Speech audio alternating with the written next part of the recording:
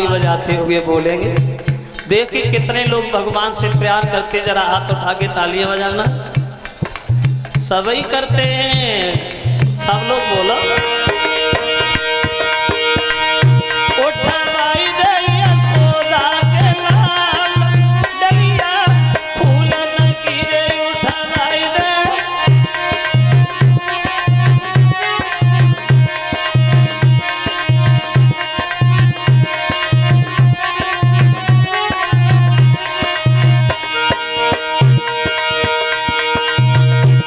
अरे पोला गाँव की रहने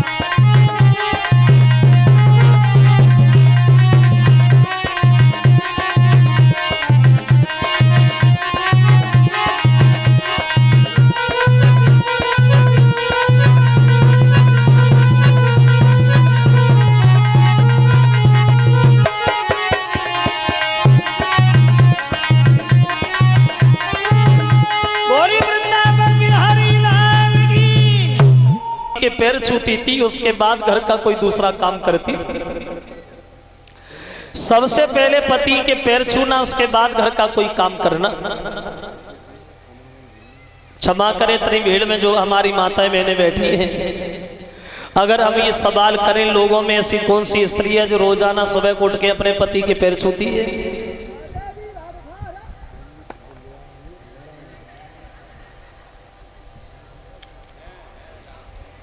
वैसे सभी छूती है। कलश वाली कन्याएं सामने खड़ी हो जाए। और अब तो भैया पति के पैर छूने का किसी के पास टाइम ही नहीं जो पति के पैर छुए जाए।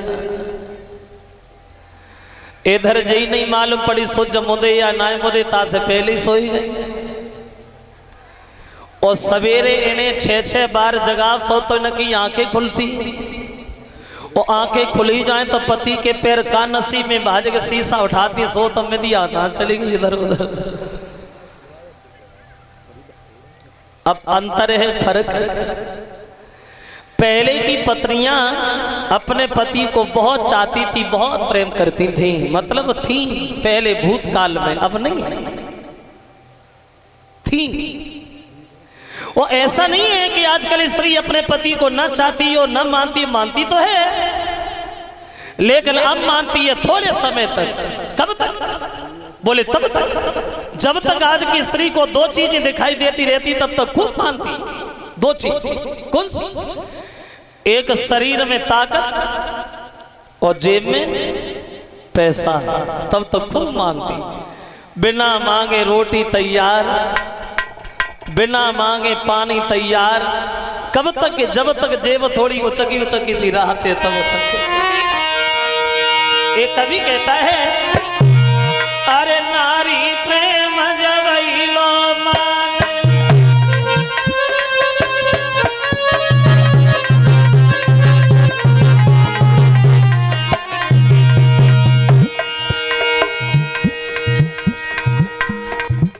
वैसे क्षमा करें ये एक घर की कहानी नहीं है, घर घर की कहानी है। देखा होगा आप लोगों ने, और न देखा हो तो अब किसी दिन अजवाइश करके जरूर देखना। तुम बाहर से आ, पैसा पैदा करके ला, घरे घुसो तो अम्मा तो मुंह की तरफ देखते तो जेब की तरफ देखते, फर्क तो ही संजा को पैर दबाती जाइए, पपई मन की काती जाइए। देखो तो मित्ते दिन बाद आए, हमारे कुंडल कब के टूटे डरे कब बनवाए।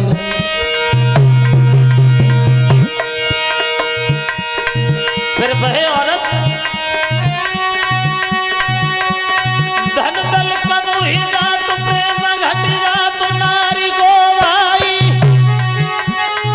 बप बोले करुए बोले कहे मर जा पिया दुखदा।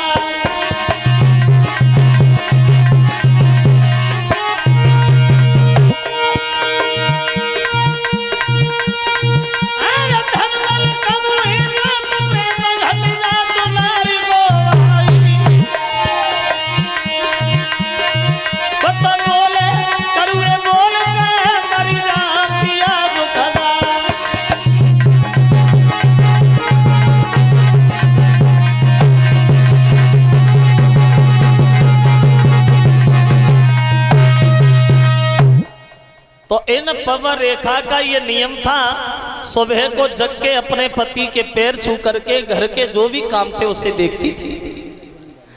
और इन्हीं उग्रसेन के घर में इनके एक लड़का था जिसका नाम था कंस। और ये कंस जो था ये उग्रसेन से पैदा नहीं हुआ था, एक दुर्मिल के जो नाम का राक्षस था उस दुर्मिल नाम के राक्षस से पैदा हुआ था। ऐसा कैसे हो गया?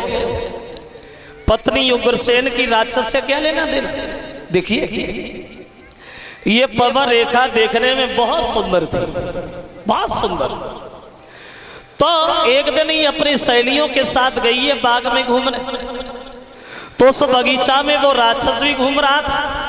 और जब राक्षस ने पवन रेखा की तंदुरुस्ती देखी तो पागल हो गया और मन में सोचने लगा हम इससे मिलेंगे जरूर, छल जरूर करेंगे, लेकिन मिल और दोस्त भी नहीं उसका। क्यों? कौआ अंधो रात में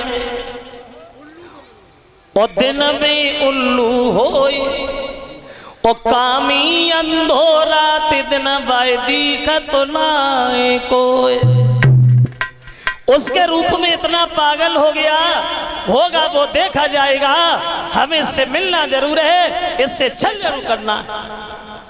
लेकिन उसे एक बात नहीं पता, क्या? पर नारी की प्रीति भूसकी तपनी,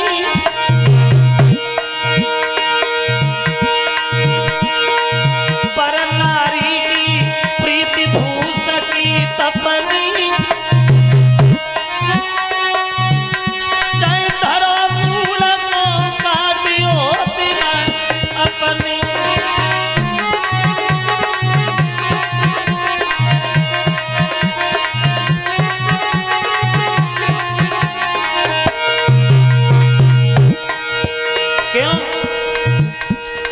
जैसे ही रंग कुसुम की चादर दे, सोई रंग पर आई तेरी याद।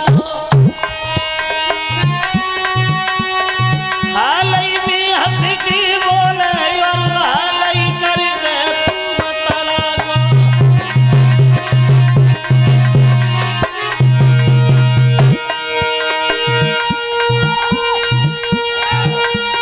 धोबी की नाम को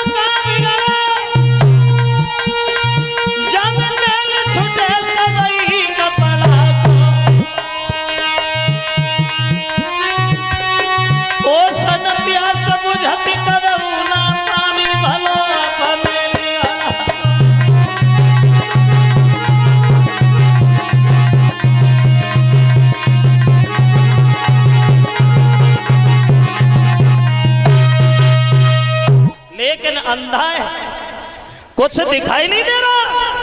बोले मिलना जरूर है, होगा वो देखा जाएगा। अब पवन रेखा के पतिव्रत धर्म को नष्ट करने के लिए उस राक्षस ने अपनी माया दिखाई। माया आंधी तूफान मचाने लगा, चारों तरफ अंधकार ही अंधकार छा गया। पवन रेखा की साथ की सहेलियां जो थी वो बिछड़ी गई, अकेली पवन रेखा रह गई जो डर की वजह से थर थर कांप रही है, रो रही। तो अकेला देख लिया मौका बढ़िया है, तो राक्षस ने उनके पति का ही भेष धारण कर लिया। वो उग्रसेन का भेष बना करके ये पवन रेखा के सामने जाके खड़ा हो गया। बोले पवन रेखा रो काय को रही? रो नहीं, तुम्हारा पति तुम्हारे साथ, फिर डरने की क्या बात? क्योंकि आज बढ़िया मुलाकात है। अब नहीं समझ पाई पवन रेखा ये मेरे पति या राक्षस हुआ। ये बोला है प्रिय धन छोड़ो, अरे हाजिर है तेरा रखवाला, और मेरे आगे देखी कोई अब कौन भला हिम्मत वाला।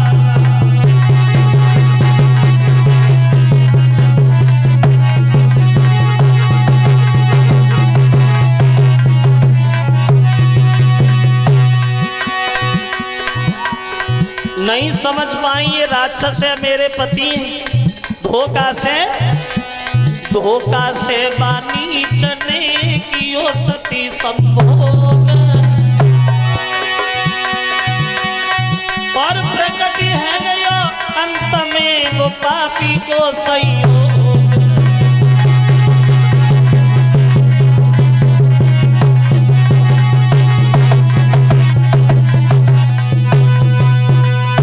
धोखा से राक्षस ने मौका पा करके धोखा से पैदा होते बालक के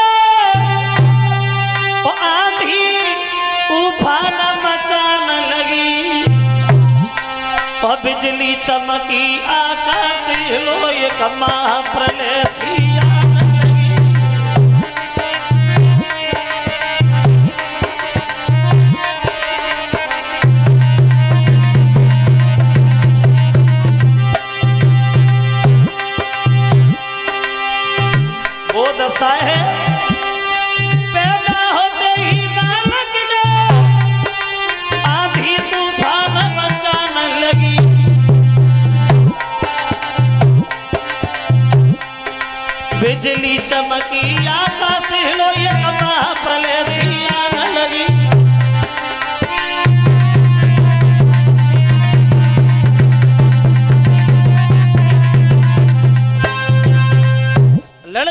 समय पैदा हुआ उसी बच्चे का नाम रखा गया है कंस। जो उग्रसेन के घर में पमा रेखा के गर्भ से पुत्र पैदा हुआ उसका नाम रख दिया गया कंस। और वो कंस धीरे धीरे बड़ा हुआ, ज्यादा बड़ा नहीं हुआ, सिर्फ अपने साथ के बच्चों में खेलने के लायक हुआ। और जो होता है वो बचपन से ही होता है। कंस बचपन से इतना बड़ा शैतान था, किसी बच्चे का सर फोड़ना, किसी का हाथ तोड़ना, किसी का पैर तोड़ना। अब शिकायतें उग्रसेन से आने लगी। एक दिन सब लोग मन में विचार करते, भैया ऐसे कैसे काम होगा, चलो महाराज के पास चलो शिकायत करेंगे। अब सब इकट्ठे होकर के उग्रसेन के दरबार में गए और कहने लगे, महाराज क्षमा चाहते हैं, मुंह से बोलना तो नहीं चाहिए लेकिन अब मजबूरी है बोलने के लिए। जब राजा ही प्रजा को परेशान करने लगे तो प्रजा किसके पास जाएगी? तुम्हारे लड़का ने तो हमारे बच्चों को घर से निकलना भी दुश्वार कर दिया। अगर ये कैसा ही चलता रहा तो हम लोग इस मथुरा को छोड़ देंगे और कहीं दूसरी जाके बस जाएंगे। तो उग्रसेन को ये बात बिल्कुल अच्छी नहीं लगी। उग्रसेन को बड़ा शर्म सी महसूस हुई कि मेरे बच्चे की खातिर लोग परेशान हैं। मैंने यहां तक प्रजा को कभी दुखी नहीं देखा। तो कंस को क्रोध में आकर के अपने करीब बुलाया, कंस इधर आओ, पागल हो गए तुम, बुद्धि खराब हो गई तुम्हारी। जो रिश्ता शेर और बन का होता है वही रिश्ता राजा प्रजा का होता है। शेर अपने शरीर के घमंड में आकर के बन को उजाड़ दे, फिर अपने शरीर को कहां छुपाएगा? और ऐसे चलते रहे तो एक दिन वो होगा जो कौड़ी के 3 बिक जाओगे, समझ गए? कंस कहने लगा, हाँ समझ गए। क्या समझ गए तुम? बोले, चिल्ला काय को रही, अब हम समझ गए। क्या समझ गए तुम? अरे धीरे धीरे बोलो, बुढ़ापा है, सांस रुक जाएगी। अब हम समझ गए कि अब तुम्हें बुढ़ापे में राज्य नहीं, आराम की ज्यादा जरूरत है। सच बताना भैया, तुम हमारे तरफ देख के एक बात बताओ। अब तो तुम्हें पता है कि हमारे पिताजी के ऊपर एक बुढ़ापा है, और तुम ये भी अच्छी तरह से जानते हो कि बुढ़ापे में आदमी की बुद्धि अक्सर खराब हो जाती है। एक बात बताओ, अगर हम तुम्हारे राजा बन जाएं तो कैसा रहेगा? कोई नहीं बोला। बोल के नहीं रहे। अगर हम राजा बन जाएं कैसा रहेगा? कोई उत्तर नहीं आया। कंस के जो पीछे घूमने वाले थे वो ही खड़े हो गए। बोले, महाराज अगर आप राजा बन जा फिर क्या है? फिर तो बात ही बनी धरी है। अब कंस दौड़ा, बूढ़े से पिता के सर से मुकुट उतारा, अपने सर पे रख लिया, उग्रसेन के हथकड़ी बेड़ियां लगाई, मथुरा की जेल में डाल दिया। तुम आराम करो, तुम्हें आराम की जरूरत है, अब राज्य हम करेंगे, कहो कैसी रही? बैठ गया गद्दी पे, वैसे करेला करो नींव पर पड़ गए। अब सबको संबोधित करता हुआ कंस दरबार में बोला, हमारे इस दरबार में बैठे हुए सभी भाइयों, एक बात हमारी सुनो। अभी तक तो हम तुम्हारे राजकुमार थे, लेकिन आज के बाद राजा होने के साथ साथ तुम्हारे भगवान है भगवान। एक बात याद में रखना, जो हमारे पिताजी के शासन में होगा वो भगवान भोजराज कंस के शासन में हरगिज नहीं होगा। पागल थे हमारे पिताजी, उनसे बड़े पागल तुम। जो वो कहते रहे तुम करते रहे। कोई यज्ञ नहीं करेगा, कोई हवन नहीं करेगा, मंदिरों को तोड़वा दिया जाए, गौशाला में आग लगवा दी जाए। अगर महात्मा तुम्हें कहीं मिलना है पकड़ के मथुरा की जेल में डाल दो, 1-1 महीना की रखी रोटी दो, जो जिंदा बने रहे, भजन करने की ताकत किसी के अंदर नहीं रहे। कोई यज्ञ नहीं करेगा। मूर्खों, पौष्टिक घी को लेकर अग्नि में जला देते हो, बर्बाद कर देते हो। खुद खा, शरीर को मजबूत बना। माता पिता अगर ज्यादा बूढ़े हो जाते हैं, व्रत में न खिला, उठा के नाले फेंक दिया, वही होगा जो हम कहेंगे।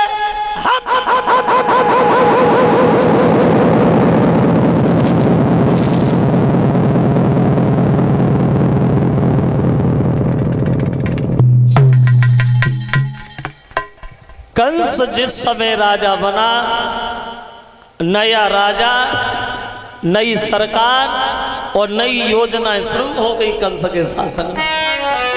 क्या दशा है? तो अधिकारी हो जब कंस राज, तो कानून नए नए बनने लगे।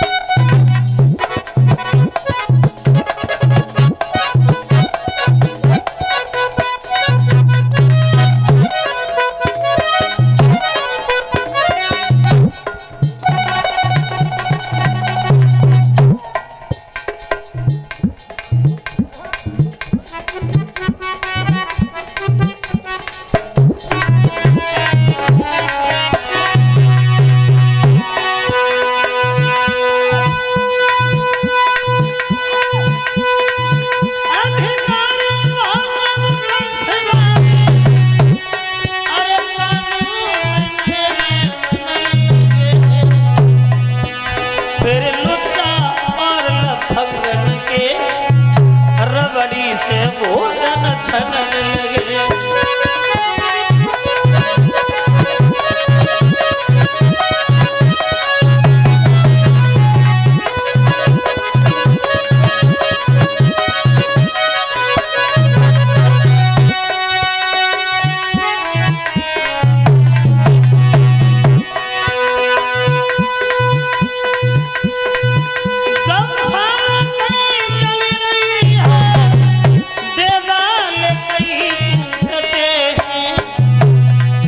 पड़ती है मार ब्राह्मणों पे, ऋषियन के माता फूटते हैं।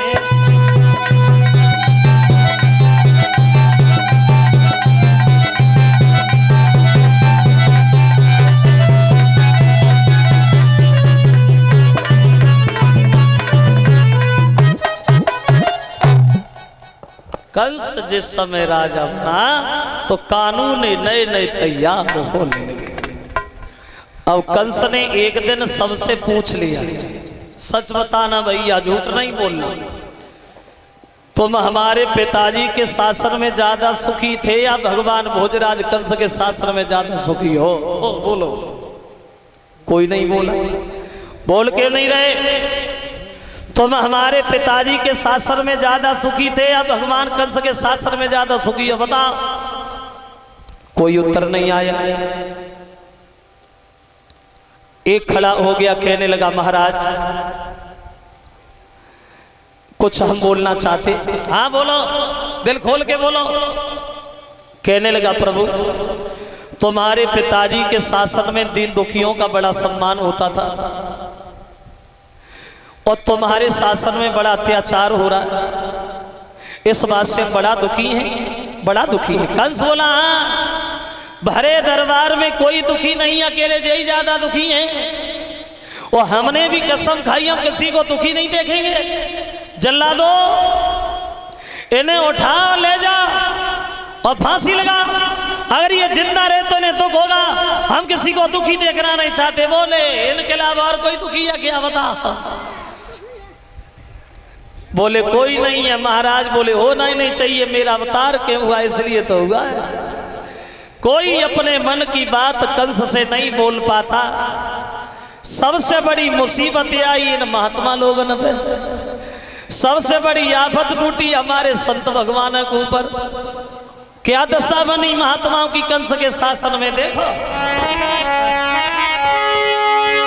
कि हाथ न मिकला, पाई न मिकला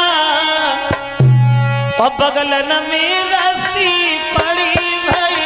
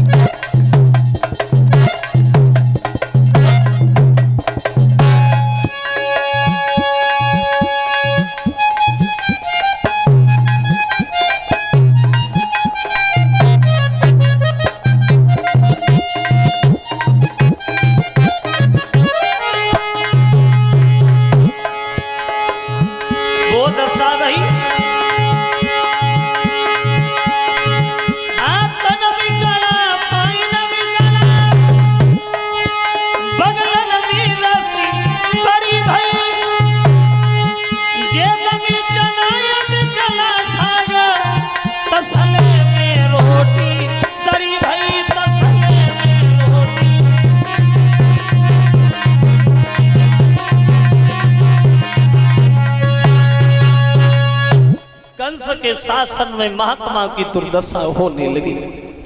अब एक दिन कंस ने फिर सबसे कहा, सच बताना भैया, झूठ नहीं बोलना। अब तो ये मथुरा का भगवान कंस शादी के योग्य हो गया है। कोई ऐसी लड़की बताओ जो देखने में सुंदर हो, जहाँ हम शादी करें। तो किसी ने बता दिया, महाराज मगध के रहने वाले जरासंध हैं, उनके घर में 2 लड़कियां हैं, दोनों ही जवान हैं, वहां चले जा, वहां शादी कर लो। कंस कहने लगा, कोई बात नहीं, हो गया फैसला, आज ही जाऊंगा और एक से नहीं 2 से शादी करके आऊंगा और बिना लगन टीका के ही जाऊंगा। चल दिया है कंस जरासंध के घर, और जो जरासंध की लड़कियां हैं, अस्ति प्राप्ति नाम है दोनों का, वे दोनों के दोनों चंद्र बदन उजियारी, प्रभु में घर में कुआरी।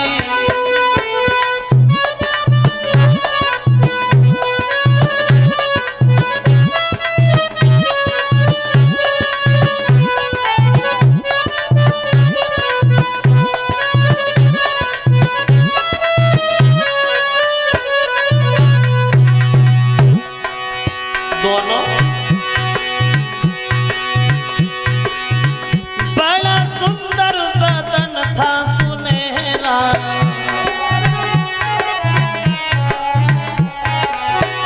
दमके चंद्रमा सा चेहरा,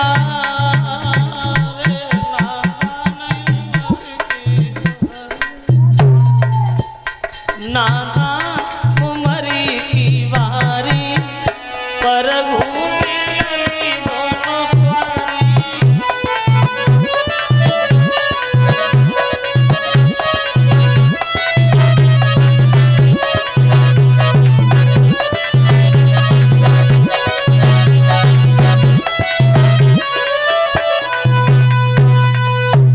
पहुंच गया कंस जरासंध की घर। कहने लगा, जरासंध आप हमें जानते हो? हाँ हाँ जानता हूँ, मथुरा के राजा हो। राजा नहीं, भूल गए, भगवान है हम, भगवान है मथुरा के जरासंध। बोले हम समझ गए। और कैसे समझो? हमने तो शादी पक्की और मारे गए, माफ करना। कंस कहने लगा, जरासंध तुम हमारी ताकत नचवा रहे हो, अरे बुला हाथी को। उधर से हाथी भागा, इधर से कंस भागा। हुआ क्या रे, होना क्या था? बहा तो कंस राज और हाथी में फिर डट गए भाई लड़ाई, और नहीं दे सगई हाथी की नहीं सूरी उठाई।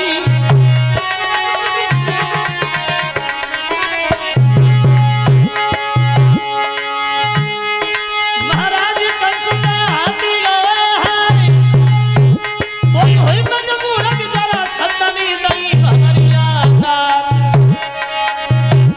सोई दुल्हन बन के 2 बिटिया ससुरे में आई है, सोई दुल्हन बन के 2 बिटिया ससुरे में आई है।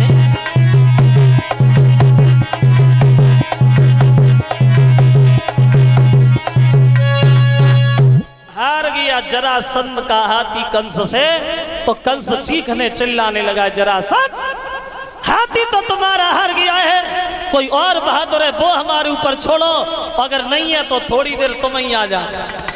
बोले हम समझ गए। दोनों बेटियों की शादी कर दी और वो कुवलिया पीड़ हाथी जो था उसे दहेज में दे दिया। बोले से भी ले जाए, इसका हम क्या करेंगे, ले जाओ इसे। शादी करके चला आया कंस अपने घर पे। अब तो दिन प्रतिदिन अत्याचार ढाता ही चला गया। और एक बात ध्यान रखना भक्तजनों, भगवान ऐसे लोगों को, गलत लोगों को बहुत ऊपर पहुंचाता है।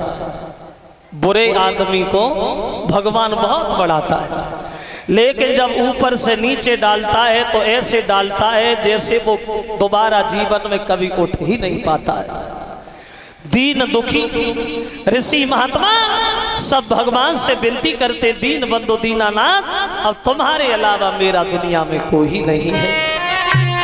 और सब लोग भगवान से विनती करते हुए बोले कि तेरा सोनो हितकारी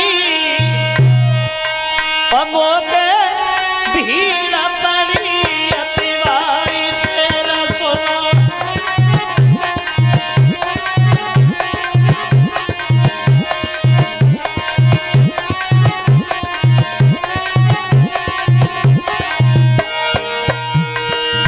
बोले हे प्रभु भक्तन के रखवारे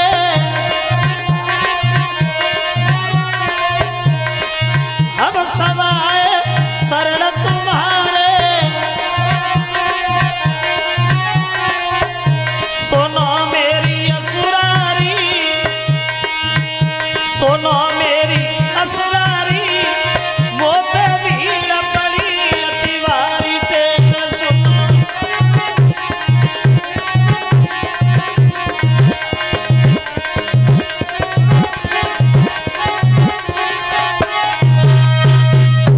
सब देवता महात्मा लोग दीन दुखी भगवान से प्रार्थना करने लगे हैं। तो भगवान इशारा करते हैं देवता रोल तुम भी जाओ भूमि पे और धरो यादवी रूप और आऊंगा यदुवंश में बन के यादव भूप। बोले तुम सब देवता यदुवंश में अवतार लो और हम तुम्हारे राजा बन के आ रहे हैं। इधर देवता अवर्त हो रहे हैं माँ और उधर आओ कंस के घर में थोड़ी देर देखे और भगवान आने की तैयारियों में लग गए। कंस के घर में कंस के जो चाचा थे देवक, इन देवक के घर में 7 लड़कियां बताई गई और ये 7 लड़कियां वसुदेव को ही ब्याही गई। ये वसुदेव कौन थे? वसुदेव, ये वसुदेव जो थे ये सूरसेन के लड़का था। और सूरसेन किनके लड़का थे? बोलिए सूरसेन देवमीड़ के लड़का थे।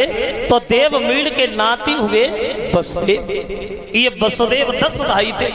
रहते कहाँ थे? बोले ये वसुदेव बटेश्वर के पास एक सौरीपुर गांव के रहने वाले थे। वसुदेव के जो चाचा हुए, इनके चाचा के नंद हुए। नंद 9 भाई थे। नंद गोकुल में रहते थे। नंद की ससुराल कहाँ थी? फर्रुखाबाद। यशोदा फर्रुखाबाद की रहने वाली थी। और राधा की माँ कीर्ति जो थी ये कन्नौज के राधा जो थे भलंदन उनकी बेटी थी। 6 बेटियों का विवाह वसुदेव से हो गया। सबसे छोटी बची है देवकी, जिस देवकी को कंस अपनी सब बहनों में से ज्यादा चाहता था। ये कंस देवकी से ही ज्यादा प्यार करता था। तो एक दिन वसुदेव से जाके मिला, बोला बहनोई साहब इधर आओ, भैया हम तुम्हारी आदत से बड़े प्रसन्न हैं, तुम्हारी आदत बहुत अच्छी है। इसलिए हमने सोचा कि हम अपनी सबसे छोटी बहन की शादी भी तुमसे करें। कहो कैसी रहेगी?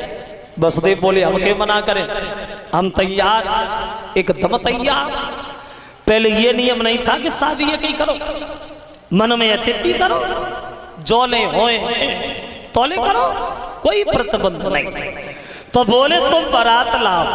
वो अपनी बहन देवकी से जाके बोला बहन तुम्हारी शादी वसुदेव से पक्की होगी, लेकिन एक बात ध्यान रखना, इस मथुरा से जाकर के बटेश्वर में किसी से दबना नहीं।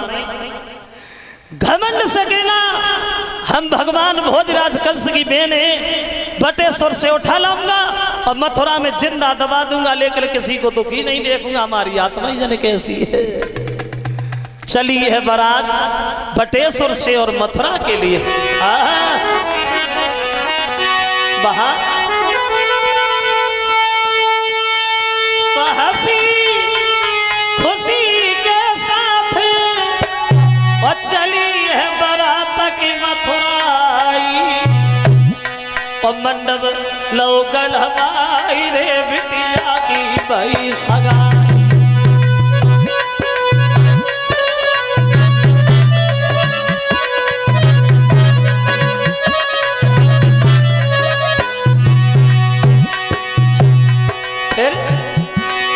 भाई महल से जुदा सुबह को विदा लई करवाई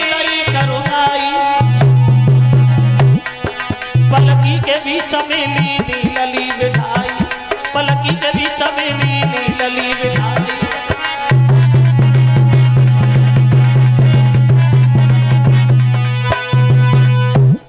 देवकी की शादी वसुदेव से होती है श्रोता बंधु। और जब शादी देवकी की वसुदेव से भई तो देवकी की संग विदा भई। और ये देवकी पालकी में बैठ कर के ससुराल के लिए चली। तो लड़कियां गीत गाने लगी, देवकी को विदाई में लगी। देवकी भी बड़ा मगन है, ससुराल में जा रही, बहुत खुश है, बहुत खुश है। रो के नहीं गई देवकी, जैसे आजकल लड़कियां ससुराल में जाती हैं तो रोती। पहले ये रोना चलता ही नहीं था। बताया तो ये जाता है, ये रोना चलाए अभी थोड़े दिनों से पहले, 1947 से पहले, जब ये हमारा देश गुलामी में था, तब हम हिंदुओं के साथ अच्छा बर्ताव नहीं करता जाता था। तब से ये रोना चला। हमारे देश को आजादी तो मिल गई, लेकिन इस रोने से आजादी आज तक नहीं मिली। अब रोइबो का है, और तो रोने की एक परंपरा सी बन गई है। जा से रोवो आ तो बेरोवती ना रोई पाती, सौरोवती का करे चिल्लाई, वो तो है ही है। और कोई पढ़ी लिखी लड़की, समझदार लड़की ससुराल में जाए रोए ना, तो और औरतें बच्चे नहीं ना लेन देती, नहीं कहूँ ना रोई, उल के बैठे गई हो जगह ही सर्राठे पे रोना। एक दिन एक लड़की की विदा हो रही थी, तो लड़की चिल्ला चिल्ला के खूब रो रही थी। तो लड़की को रोता हुआ देखा तो उसका एक छोटा भाई था, वो अपने पिता से बोला, क्यों पापा दीदी रो रही है, जीजाजी क्यों नहीं रो रहे? लड़का बोला, पापा दीदी रो रही है, जीजा क्यों नहीं रो रहे? तो पापा बोले, लला तेरी दीदी तो आज ही रो रही है, जीजा आज के बाद जिंदगी भर रो रही है। रोना, वैसे रोना तो होता ही अलग अलग। बताया तो ये भी जाता है कि आंसू भी कई तरह के होते हैं। आंसू कितने तरह के होते हैं? बोले आंसू होते हैं 3 तरह के। कौन कौन से? देखो, एक आंसू होते हैं बिल्कुल पानी की तरह, पानी की तरह। ये आंसू कब निकलते? बोले ये आंसू तब निकलते हैं जब तुम खूब हंसो, खूब हंसो। तो जब ज्यादा हंसी की बात हो तो ये आंसू खुद पे खुद निकल ही आते हैं। और एक आंसू होते हैं बिल्कुल गाढ़े गाढ़े, और ये आंसू होते हैं थोड़े नमकीन। ये आंसू कब निकलते हैं? बोले ये आंसू तब निकलते हैं जब आदमी कोई ज्यादा दुख में बैठा हो, किसी के मन में ज्यादा कष्ट हो, तभी आंसू निकलते हैं। और तीसरे तरह के आंसू किन के पास होते हैं? बोले तीसरे तरह के आंसू आदमी के पास नहीं होते, इन लोगों के पास होते हैं। ये पता नहीं कहां धरे राती ने एक बात भाई निकाल के जे फेंक दे बाहर। तो अब लड़कियां जो हैं देवकी को विदाई में लगी, देवकी को विदा करने लगी। अब बोली, अरे जा मेरी बेने तू रहे सुखारी, जा मेरी बेने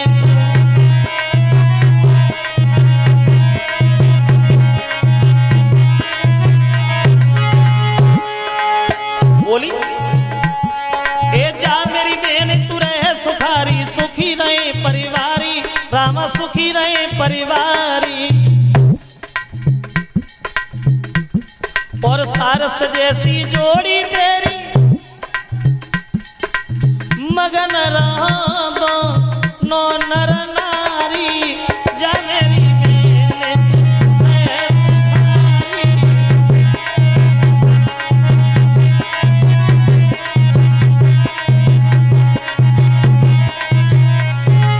और बोली, ए निर्धन प्रेम पति से करियो घर में सासु तुम्हारी, रामा में नंद तुम्हारी।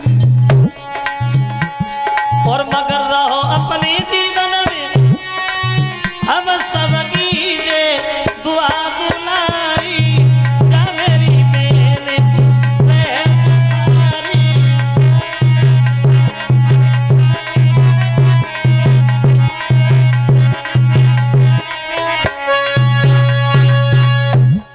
है देव की पालकी में बैठ के। और जब देव की पालकी में बैठ के चली, अकस्मात कंस आ गया। ऐसे पालकी में बैठ के कब तक पहुंचोगी बटेश्वर में?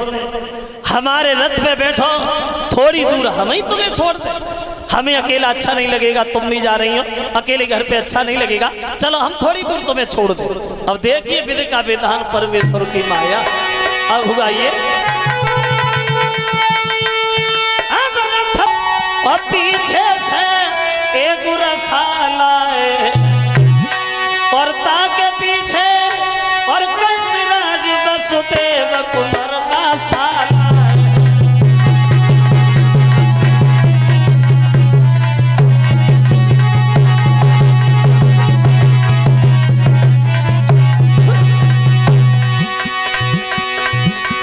जो कंस रथ लेके आगे बढ़ा, आकाशवाणी होने लगी, देवता लोग चिल्लाने लगे, कंसराज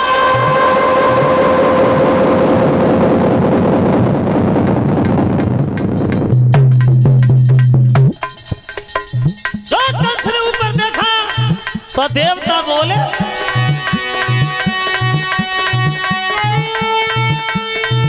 ओ कंसराज मत भूल जरा, ये फूल धूल मिल जाएगा, देवकी काठमा बालक होगा जो मार के तुझे गिराएगा।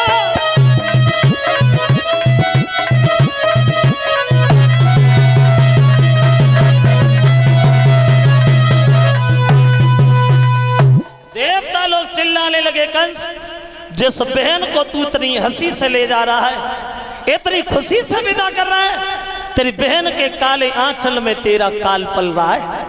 तेरी बहन के गर्भ से जो 8 माह लड़का होगा वो तेरा काल होगा, जिसके हाथ से तू माना जाएगा।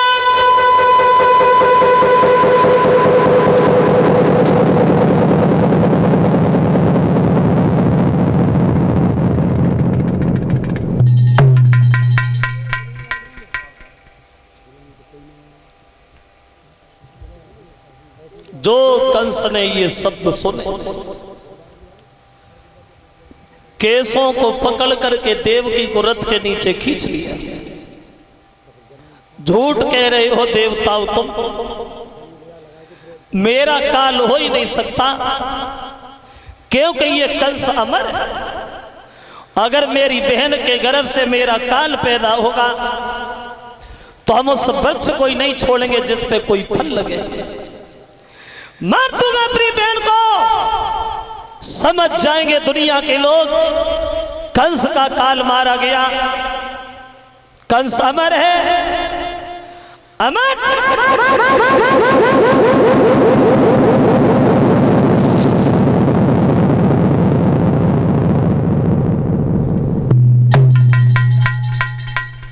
देवकी को उत्तर दिया है, माफ करना बहन, ये तो दुनिया भर के लोग जानते हैं कि बिना मतलब के कोई पाप नहीं होता, और जब जान पे नौबत आती है तो सगे बेटे का बाप नहीं होता। अगर तुम जिंदा रही तो हम जिंदा नहीं रहे, और हम मर गए तो हमारे प्रजा के लोग हमारे पीछे रो रो के ही मर जाएंगे। हमने कभी किसी को दुखी नहीं देखा, हमारी आत्मा ही जाने कैसी है।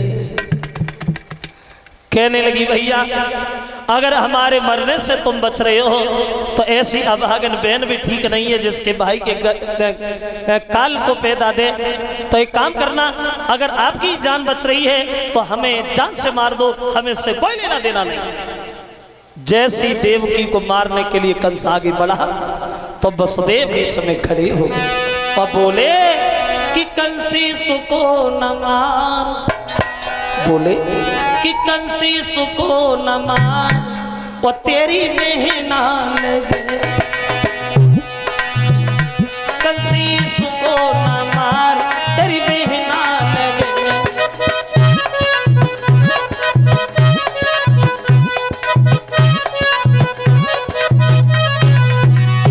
बोले तेरी मेहना लगे, राजा मेहना लगे, कंस बादर न पार, तेरी मेहना लगे,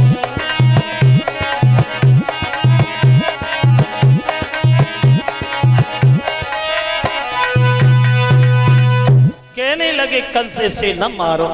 कंस कहने लगा बहनों साहब दूर हटो, क्यों ना मारो, अरे ये बहन हमारी है, तुम कौन होते बीच में बोलने वाले। तो वसुदेव कहते हैं कंस अगर ये बहन तुम्हारी है तो ये पत्नी हमारी। और दुनिया भर में ऐसा कोई भी पत्थर दिल पति नहीं होगा जो अपनी पत्नी को आंखों के सामने मरता हुआ देखे। हे कंसराज, तुम्हें अपनी बहन से तो कोई डर नहीं है? बोले नहीं, इसकी संतान से डर है। हाँ, तो एक काम करो कंस, जब तक तुम्हारी बहन के 8 बालक नहीं हो जाते हैं तब तक हम इस मथुरा को छोड़ के बटेश्वर में नहीं जाएंगे। बच्चा पैदा होगा तुम्हारे करीब लाएंगे, अगर इच्छा हो तो मारना और ना इच्छा हो तो नहीं मारना, फैसला तुम्हारे ऊपर रहेगा। कंस को वसुदेव की बात अच्छी लगी, बोली बहनों साहब अगर जरा भी आना कानी की तो हम भूल जाएंगे कि आप हमारे बहनों ही हो। बोले ठीक है। दोनों को हथकड़ी लगाई, पकड़ लिया, जेल में डाल दिया। तुम भी आराम करो, तुम्हें भी आराम की जरूरत है। अब धीरे धीरे समय व्यतीत होने लगा। भक्तों, इधर कंस राज्य में लगा है, देवकी वसुदेव जेल में पड़े। कुछ समय के बाद उन देवकी के गर्भ से पहला बच्चा पैदा हुआ। जेल में जगमग जगमग होई जेल में जोरी धरो दियो।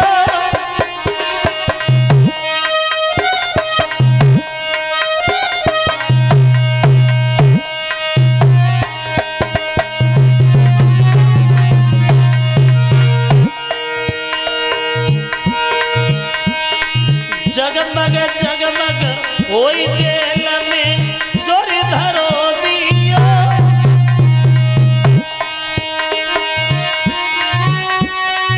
जेल खाने के बीच में पहले ललानी जन्म लिया भैया।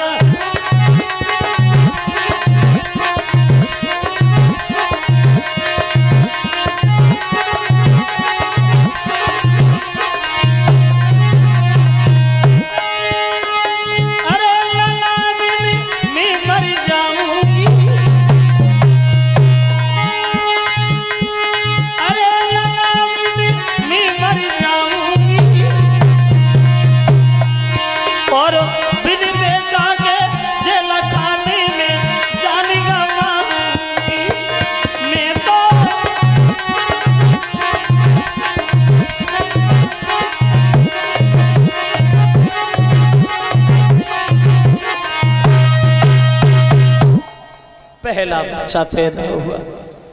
देवकी ने अपने बच्चे को देखा तो बड़ा मगन रही, लेकिन जिस समय कंस का ध्यान आया तो देवकी रोने लगी। वसुदेव से दोनों हाथ जोड़ के कहने लगी है महाराज मेरा भैया मेरे बच्चे को नहीं छोड़ेगा, मेरा भैया मेरे बच्चे को मार देगा, मेरे बच्चे को बचा लो प्रभु। तो वसुदेव कहते हैं देवकी माफ करना, माँ होने के नाते जितना दुख तुम्हें है तो पिता होने के खातिर उतना ही दुख हमें है। लेकिन क्या करें, अगर इस बच्चे को कंस के पास आज लेके नहीं गए तो खबर तो से लगी जाएगी, पता नहीं बाद में हम लोगों के साथ क्या करें। इसलिए मेरी एक बात मान लो देवकी। और वसुदेव अपनी पत्नी को समझाने लगे, सुनो दरे ले दिल में धीर सबर करे तेरी दिल को डांटो।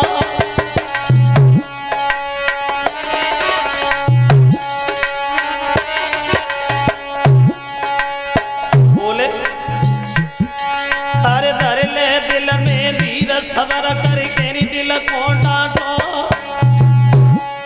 और जो जीवन के दिना बेबिनिया बेटा के काटो रे लिखो जो ब्रह्मा ने लिखो।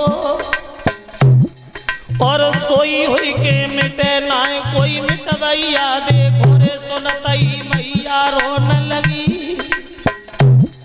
और अपने पति की ओर देख के ऐसे कहने लगी, रे ललावन में मर जाऊंगी और बिन बेटा के जेल खाने में जाने गमाऊंगी। रे देवकी रोवत छोड़ी दई और त्यागी तो मैया से राजा के घर की बात कही। रे देवकी रोवत छोड़ी दई।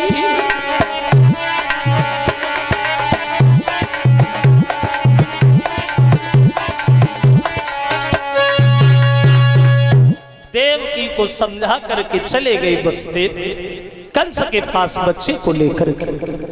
जैसे कंस ने वसुदेव को देखा, बहनों सावा क्या लाए? जवाब दिया, तुम्हारी बहन का पहला बालक है। अरे न लाइए न लाइए, बहुत दिनों से इंतजार था, मारूंगा और ऐसे मारूंगा जो देखने वालों का कलेजा हिल जाएगा। बच्चे को हाथ लिया, पैरों की तरफ से पकड़ के जब चट्टान से पटकने को चाहा तो अंदर आत्मा से आवाज आने लगी, कंस अरे इसे काय को मार रहा है? ये तो पहला है और तेरा काला। तो कंस ने बच्चे को वसुदेव के हाथ पकड़ा दिया, बोले बहनों साहब इसे आप ले जाओ, इसे हम नहीं मारेंगे, 8 माह हो उसे लाना, हम उसे मारेंगे। अब हम समझ गए तुम हमारे साथ धोखा भी नहीं करोगे। मेरी बहन से जाके कहना कि तुम्हारे भैया ने बच्चा छोड़ दिया। देवकी ने जब बच्चे को जिंदा देखा तो लाखों दुआएं देने लगी, भैया मेरी उम्र तुझे लग जाए, तू 1000 साल जिंदा रहे, तूने मेरे बच्चे को छोड़ दिया। बड़ा खुश रही, लेकिन खुश तो वही मगर वह खुशी ज्यादा देर रुकी नहीं। क्यों? क्योंकि नारद ने देखा कंस इतना बड़ा पापी और इतनी बड़ी दया, जहर के भरे हुए गला में अमृत की बूंदे किधर से नजर आने लगी। अगर कंस को ऐसी दया आती रही तो भगवान को आने में तो बहुत समय लग जाएगा। इसका पाप का घड़ा जितनी जल्दी भर जाए उतना ही कम है। चले नारद कंस के दरबार के लिए, और जब कंस के दरबार में नारद प्रवेश करते हैं तो कंस कहने लगा, बाबा जी या वैसे हमें महात्मा से कुदरती घृणा है, बहुत से महात्मा हमने मरवा दिए, लेकिन हम तुम्हारा सम्मान करते क्योंकि तुम बहुत अच्छे साधु हो। बैठो बाबा बैठो। तो नारद ने पूछ लिया, कंस एक बात नहीं समझ पाई हम, क्या? पहले जब हम तुम्हारे घर आते थे तो तुम मुस्कुराते रहते थे, हंसते रहते थे, वो अब तो कमजोर भी बहुत हो गए हो। अरे क्या कारण है कंस, इतने कमजोर काय को हो गए? पूछ बैठे नारद कि हे कंस राज दिन दिन तेरी और क्यों दशा बिगड़ती जाती है।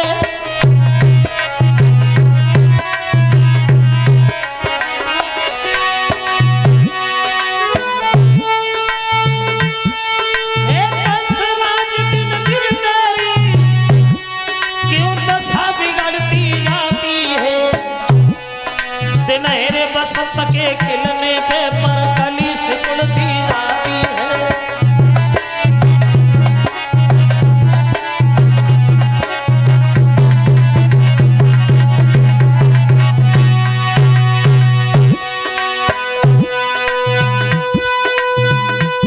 शंका हो डर का दुश्मन लगी तो दादा बोली हराई डालो। अंदर से जो कचरो बनो पे दबा कराई डालो।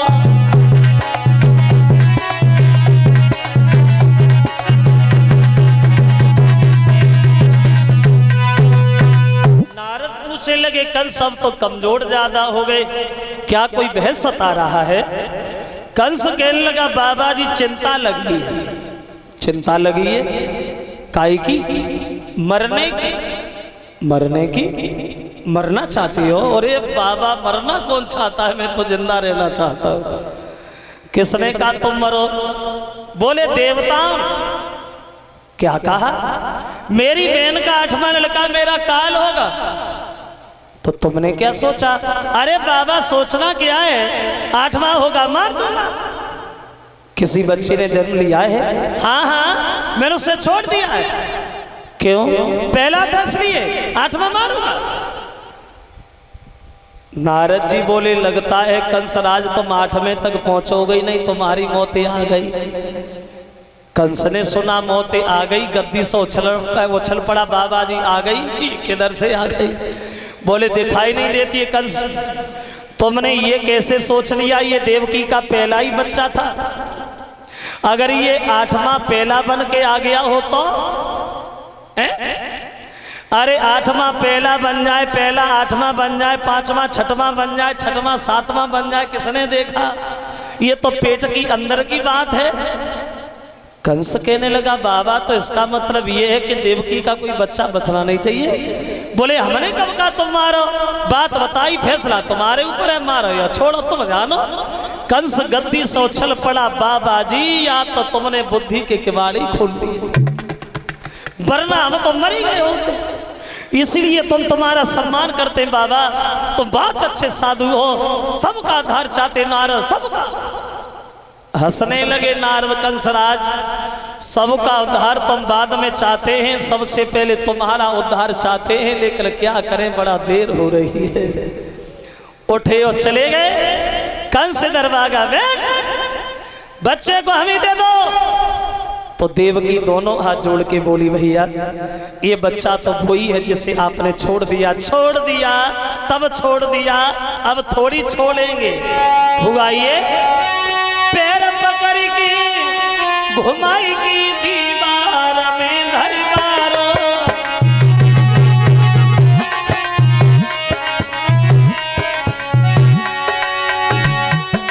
और दशा देखेगी बेटा की मैया को आओ तुम्हारो।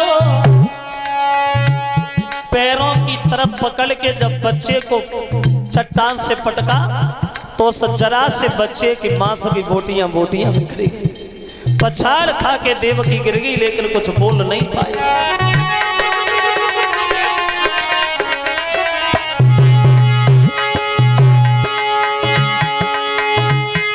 महाराज देवकी की भरी आई हिलकी, मन ही मन में रोई गई, कछ कह न सकी तिलकी। ऐसो भैया पत्थर बहु कले जो नहीं पिघलो है, ऐसो भैया पत्थर बहु कले जो नहीं पिघलो है।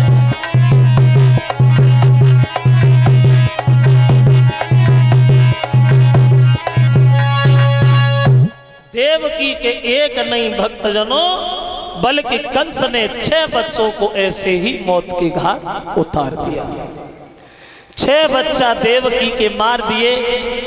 जब 7वां गर्भ देवकी के आया तो भगवान ने एक चाल चली, योग माया द्वारा देवकी के गर्भ से निकाल करके और रोहिणी के गर्भ पहुंचाया। ये रोहिणी जो है वो गोकुल में रहती है, वसुदेव की दूसरी पत्नी है। जब मां बच्चा पैदा हुआ तो उस बच्चे का नाम रखा गया बलराम। और इधर मथुरा में खबर भेज दी गई कि देवकी का 7वां गर्भ खंडित हो गया। अब चले 8वें गर्भ में स्वयं भगवान। आ गया समय जिस समय को ऋषि महात्मा को दीन दुखियों को बेसब्री से इंतजार था। भादों का महीना कृष्ण पक्ष अष्टमी बुधवार के दिन चले भगवान। कंस इधर सबको तैयारियों में लगाता है। ये 200 रुपया हमें भेंट कर रहे हैं श्रीमान सत्येंद्र यादव जो इसी गांव नगला जोरे के रहने वाले हैं। उन सत्येंद्र यादव की तरफ से 200 रुपया हमारे करीब आए हैं।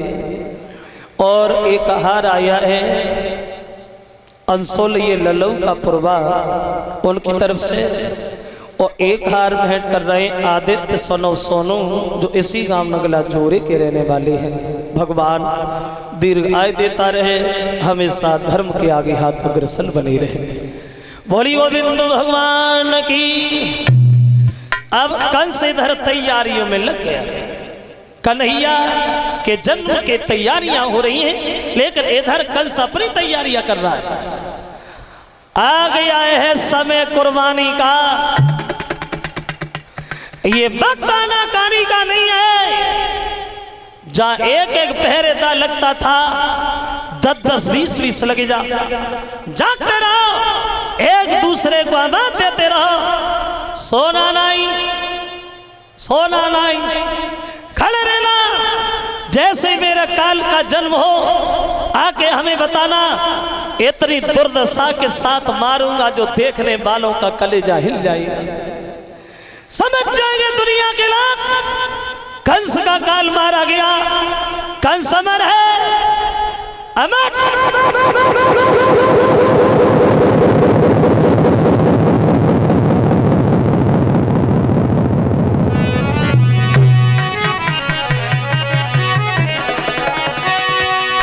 अब हुआ ये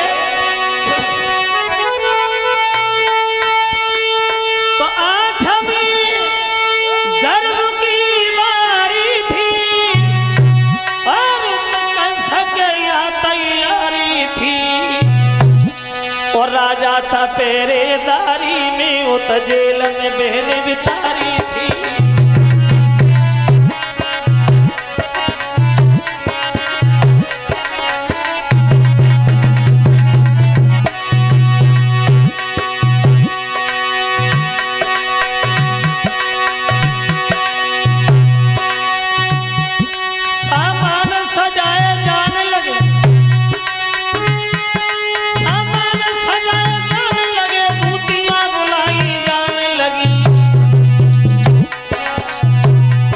फाटक के पहरा बालों पे चौकियां बिछाई जाने लगी।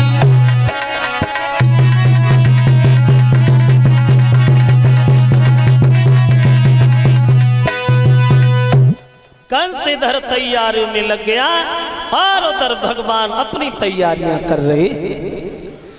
भादों का महीना, कृष्ण पक्ष अष्टमी बुधवार को चले भगवान, धीरे धीरे पानी की बरसात हो रही है, उन पहरेदारों के साथ कुछ घात हो रही है।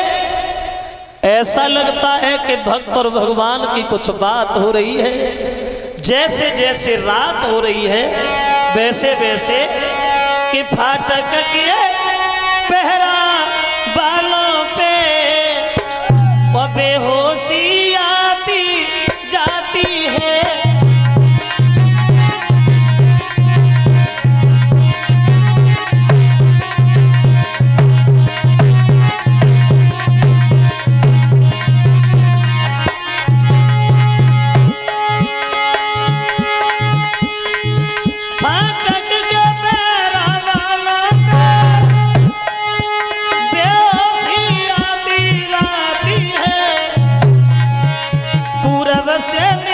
चंद्रमा की एक कोर निकलती आती है।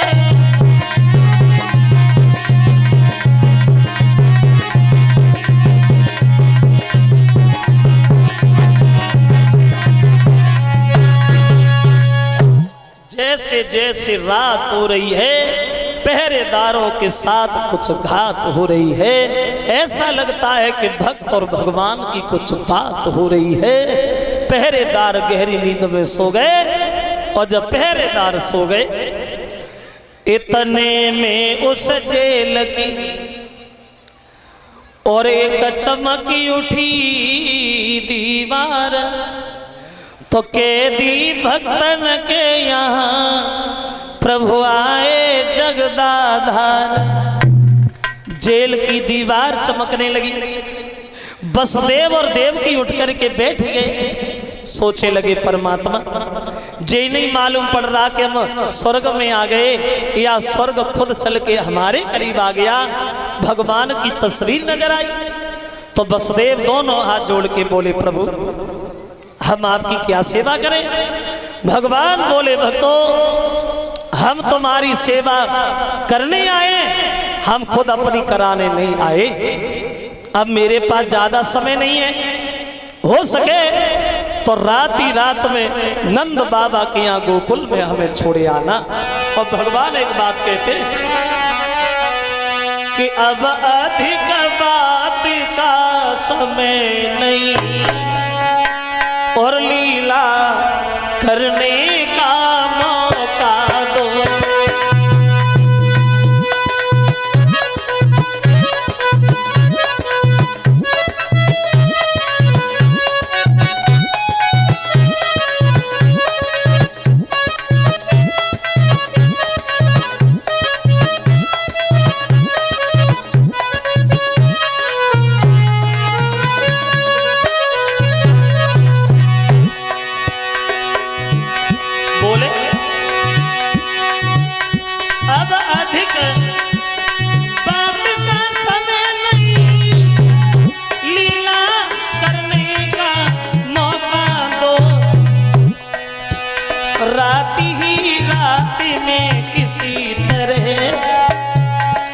हमको गोकुल में पहुंचा दो।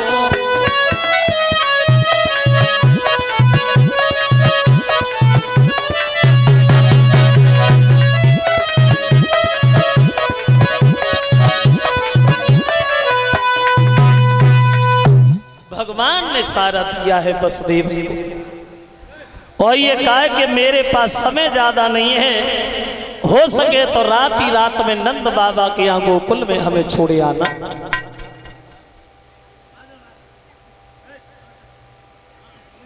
और इतने शब्द कहने के बाद भगवान एक जरा से शिशु बने हैं और आ गए देवकी की गोदी में।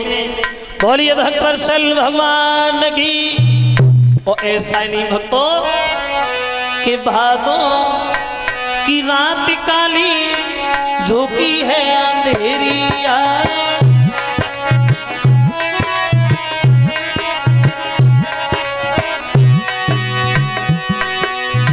भादों की रात काली झोंकी है अंधेरिया। भैया अजब कमाल जायो देवकी लाल देखो जेलन में, जेलन में।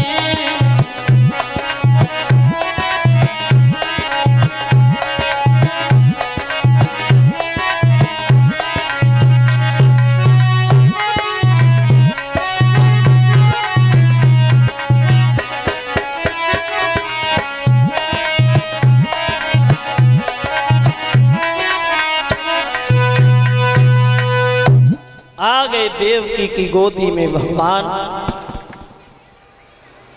तो देवकी जो है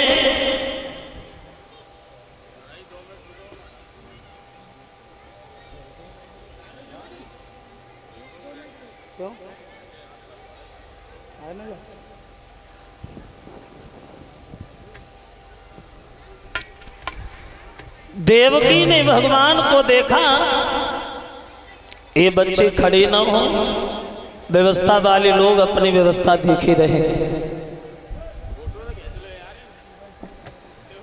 कोई खड़ा नहीं हो, सबके पास आएंगे, बच्चों को बैठाओ।